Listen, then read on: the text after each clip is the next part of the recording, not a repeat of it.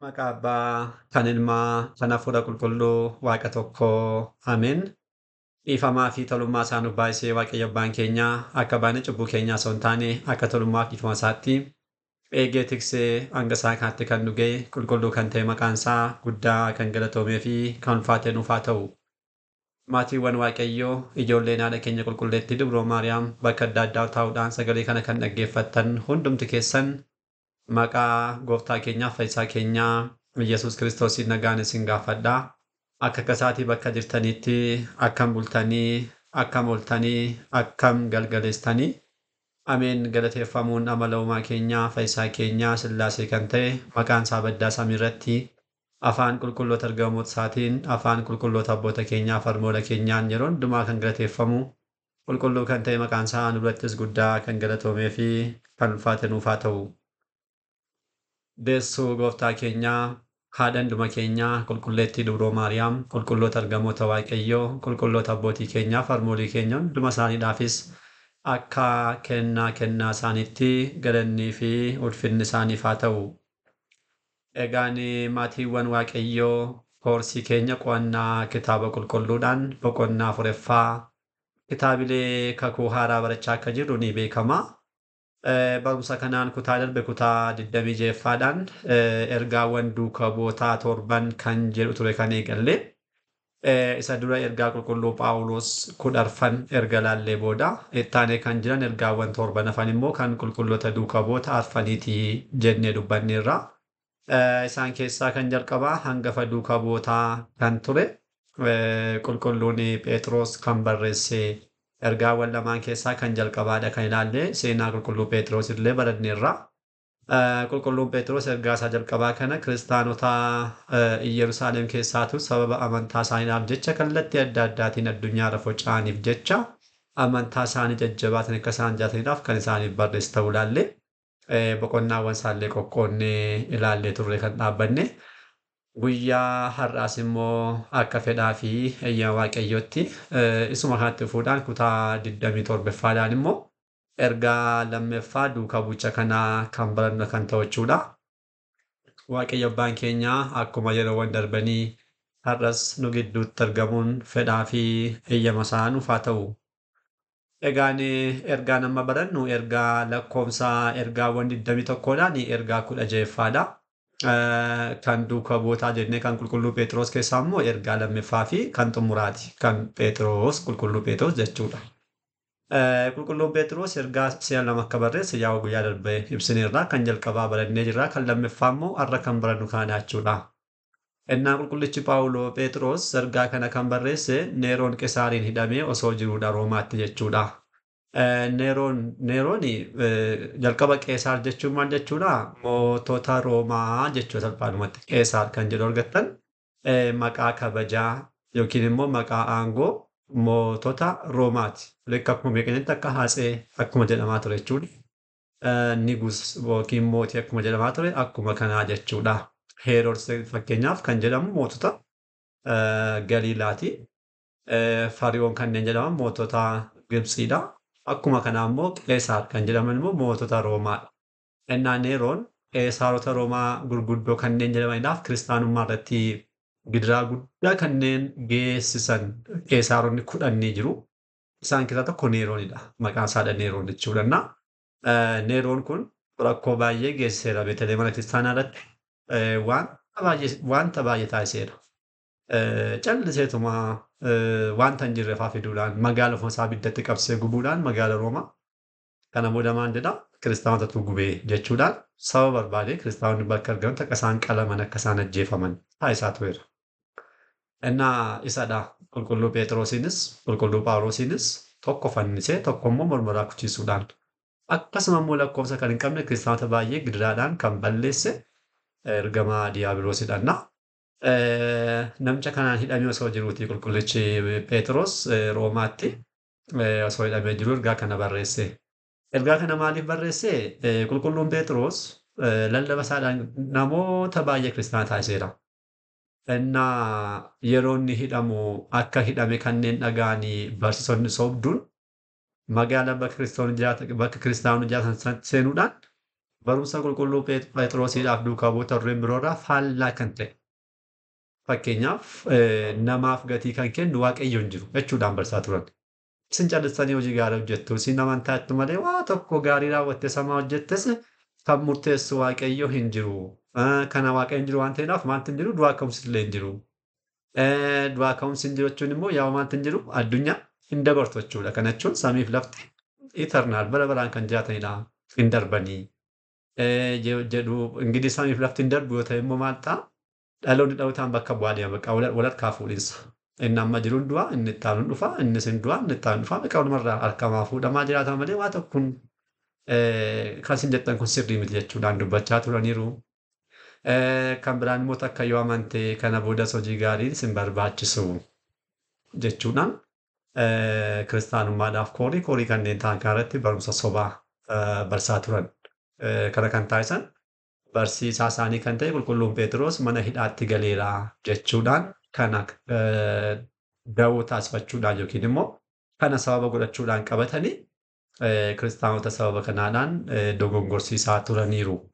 Yeroo kana egaa qulqullichi Phexros hojii isaanii kana dhaga'uudhaan kiristaanonni dursanii barumsa gooftaa keenyaa dhaga'uudhaaf baratan amanan barumsa namoota kana dubbii isaanii kana dhaga'uu akka isaan hin qabne. Ittiyyuu kan isaan dubbatan kun soba ta'uusaa sababa adda addaa duukarra kaasee ergaasaa boqonnaa 3 kanaan bal'inaan isaanii fi barreesseeraa jechuudha. Ergaansaa kun qabiyyee isaa haa ilaallu. Namoota kanaaf kan barreeffame kun maal qaba kan jennu ilaallu. Boqonnaa 3dha kan qabu ergaan kun. Boqonnaawwan 3 kana mee bakka 3tti qoonnee haa ilaallu.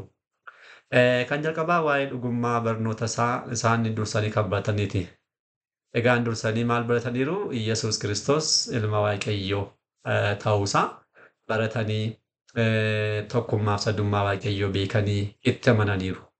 Innaa kanan gadhiisinaadha. Kana jalqaba kan isaan baratan kana hin cimseefi. Amantaa keessan kanaan cimaatu amantaa keessatti maal dabala? Hojii gaarummaa, beggoo migbaar, hojii gaarummaa itti dabalaa. Hojii gaarummaa irratti immoo maal dabala? Akkasuma beekumsa dabaladhaa. Beekumsa irratti immoo ammas akkasuma taanee kan dhufu ogummaa dabaladhaa. Itti aanuudhaan ogummaa dabaluudhaan Waaqayyoodhaan beekuu cimsadhaa. Waaqayyoodhaan cimsuu irratti obbolummaa qabaadhaa. Obbolummaatti jaalala cimsadhaa. Jechuudhaan tartiibaan isaan kana isaaniif barreesseera. Erga kana arga barreessee booda immoo dhuguman ofiisaatii boqochuudha akka ga'e Waaqayyoo Iyyasuus Kiristoos gooftaan koo akkanatti himetti ani yeroon koo ga'eera. Kanaaf isin immoo walii keessaniitu jajjabaadhaa jechuudhaan erga gorsee booda dursinee kan sin barsiisne sun barsuun sirriimadha. Arganii namarraa fuunee miti kan barsiisne waaqummaa Iyyasuus Kiristoos kan sin barsiisne sirriima abbaansaa tulluu qulqullaa'aa sanarratti yeroo dhugaasaaf ba'u. Tulluu qulqullaa'aa jechuun tulluu Taaboor jechuudha. Tulluu Taaboritti yeroo inni qulqulluu waa'ee ilma Waaqayyoo ta'uusaa yeroo inni dhugaasaaf ba'u nuti dhaabannee agarree. Kan agarree isin barsiisne jechuudhaan dubbata. Kun iddoo kam jira? Wangeelaa Maatiyos boqonnaa 16-17 gaafa dubbistan 16ffaatti Kiristoos maal jedhu qabu isaan isin eenyu naan jettoodhe gaafatee ture. Dursee namoonni eenyu naan jedhu jedhee namoonni kan jedhan itti himanii isin eenyu naan jettonnaa isaanis kan jedhan itti himanii kana booda waaqummaa isaa kana Kiristoos isaaniif ibsuudhaaf tulluu Taaboratti ba'eera jechuudha. Yeroo ba'u duukaa bu'oota icciitii kanneen jedhaman 3 qabatee ba'e. Isaan keessaa tokko qulqullicha Phexrosidha. Innaa qulqullichi Phexros achirratti dhagaa Waaqni abbaan ilma isaadhaaf ilmi koo kan hin jaalladhu isa kanadha. Isa dhagahaa jechuudhaan yeroo dubbatu kallattiimaan dhaga'eera. Innaa kanadha. Namarraa dhaga'ee osoo hin taane ofii koo dhaga'ee isa sitti himaa jira waan ta'eef kana cimsaa qabadhaa jechuudhaan dursee kan isaan barsiise akka isaan cimsaniidhaaf kan isaaniif kennee isaan barsiiseera isaaniif barreesseera. Kan lammaffaa immoo boqonnaan lammaffaa guutummaan isaa waa'ee raajota sobduu kanaati jechuudha beekaa. Dursee kan kaayyoon isaa raajonni sobduu kun barumsa kana duraa barsaa ture waan ta'eef isa kana barumsa isaanii tarreessuudhaan boqonnaa lammaffaa sadaffaadhaan ibseera. Boqonnaa lammaffaa irratti raajonni sobduun dursanii turaniiru. Nu dursanis jechuudhaan dubbata. Raajonni sobduu dhuguma dursanii turaniiru. Bara kanas immoo namoota keessa sammas inuma jiru jechuudhaan barreessa. Ergaan kun kan barraa'e qulqullichi Phexros Roomaatti jechuun naannoo bara 65-66 keessadha. kan barreeffame jechaadha. Enggዲህ hidhamaa ture qulqulluun Phexros yeroo dheeraaf erga hidhamee booda bara 68 kan isaan wareegamummaadhaan qulqulluu Phaawulos duukaa Neeroon kan jedhe namichi sun Phexrosin fannisuudhaan garagalchee qulqulluu Phaawulosin immoo mormarraa kutuudhaan lamaan isaanii guyyaa tokko ifoota mana kiristaanaa kan ta'an wareegamummaadhaan akka isaan darbanii isaan taasiseera. Innaa kun maal jechuudha? Ergaa kana kan barreessaa jiru bara sanadha jechuudha. Bara yoom? Bara 65 fi 6 keessa jechaadha. Baroota sana keessa mataasaa raajoonni sobduun hin jiru salphaadhumatti asitti ibsuu kan barbaanne. Ilaala. Raajoonni sobduun yeroo dhiyootti kan dhufan miti. Yoomuu taanaan ilma jiruudha qulqullichi Phexros yoo. Dursanis hin turanii bara kam unkaan bara Kiristoosiin boodaa turuuti Kiristoosiin dura mataasaa bara Musee cimmir kan nama dhigisu bara Musee jechuun Kiristoosiin dursee waggaa 1400 dursee bara sana mataasaa ni jiru. Museen gaafa inni ulee lafa buusuudhaan raajii waaqayyo hafuura waaqayyoodhaan gaafa uleen buufatee jiramtu sobdoonnis immoo faallaa kana gochaa turaniiru. Sobdoonni jechaadha bo'uunis. Innaa namoonni baay'een dingireedhu raajota sobduu dhaga'uudhaan raajii isaanii ilaaluudhaan kan isaan dubbatan baran sobaa qulqullichi Phexros mataa isaa dubbateera. Ofii isaaniitii wanta uumaniin barumsa haaraa ofii isaanii uumanii isumaan karakkaruudha. Ilaala. Isa uumanii isumaan karakkaru garuu waa tokko faayidaa hin qaban isaanii kuni. Waaqayyo callisee isaanii eegaa jira. Maaliif? Akka isaan deebi'aniidhaaf malee gatiin isaa yeroo isaa gaafa ga'u gatii isaanii ni argatu jechuudhaan dubbata.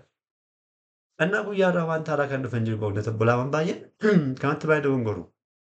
Wanti haaraan kan dhufe hin jiru. Raajonni sobduu hin jiru. Eeyyeen. Kitaabni jalqaba gaafa seerri waaqayyoo kennamee gaafa barreeffamu bara Museedha. Bara Musee cimmir ni jiru. Eenyu raajonni sobduun? Bara Isaayyaas hin jiru. Bara Eersaa inuma jiru. Inuma jiru idduma kamittuu. Bara Kiristoos mataasaa inuma jiru. Bara kun qulqulloonni gaafa barsanis inuma jiru. Qulqullichi Yohaannis mataasaa amma ni ilaalla gara fuulduraatti. Bara isaas raajiin sobduun tokko tureera. Barumsa sirrii kan godha jechaadha. Ittaanee jaalala bifaas ginisti kan jedhaman immoo beekamanii giruuppii maammataa uummatanii turaniiru. Boodas babal'achaa dhufanii inuma jiru. Har'as inuma jiru. Innaa raajonni sobduun kun waaqayyoo callisee obsasaadhaan isaaniifis lubbuudha waan ta'eedhaaf akka isaan gaabbii galaniidhaaf isaan eega malee gatii inuma laata. Gatii akka inni laatu immoo dhuguma qulqullichi in dubbata ba'uunis. Maal jedhattaansee bara Nohi yaadadhaa. Waaqayyo namoonni sobdoon yookiin namoonni daandii waaqayyoo hin beekne baay'ataniiru jedhe murtii irraa kan deebi'u sitti hin fokkaatiin. Maalidhaa? Bara Nohi addunyaa guutuu bishaaniin balleesse warreen waaqayyoodhaaf ajajamaniidhaaf abboommi isaa eegan lubbuu 8 ለምስክርነት አስቀራቸው. ረጉማadhaaf isaan hambisee. Lubbuu 8 በእውነት nama dinqisu. Ilaala addunyaa guutummaa balleessee lubbuun 8 hafteetti. Akkuma kana bara Loox Sodoomiif Gomoraa jechuudhaan qulqullichi Phexros kaaseera. Bargiti magaalaa 5 daqiiqaadhaan kan jiran. Isaan kun ibiddaan gaafa isaan barbadaa'an qajeelaa kan ta'e Looxi garuu maal ta'eera? Ijoollee isaa lamaan duukarraa hafeera. Innaa kun namni karaa baratuudhaafidha ba'uunet guyyaadhaa jechuudhaan kaasa qulqullichi Phaawulos Phexros. Namni kanarraatti akka baratuudhaafidha malee waaqayyo murtii isaa hin dagatu hin dhiisne hin murteessa. Maaliif aangoo isaarra waan ta'uudhaaf yoomiyyuu aangoo isaarraa kan isa kaasuu danda'u hin jiru. Waan tokko murteessuu kan dhaabbatu gaafa aangoo isaarraa bu'uudha. Gara biyya lafaa gara barbaadde uffattu qaamni aangoo qabu tokko murteessuu kan dhaabachiisu gaafa aangoo isaarraa bu'uudha. Waaqayyo garuu eenyuyyuu aangoo isaa kan sabbisu hin jiru. Kanaaf ammaa aangoo isaarra jiru bara baraa waan jiruudha inuma murteessaa jechuudha. Garuu yeroo immoo ni eega. Innaa kana isaaniif kaasa qulqullichi.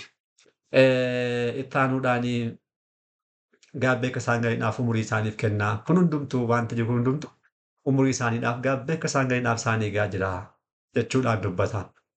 Malee waaqayyoo dagatee miti yookiin murtiin hin barbaachisu osoo hin taane yeroo isaa eegee ni murteessaa kan jedhu.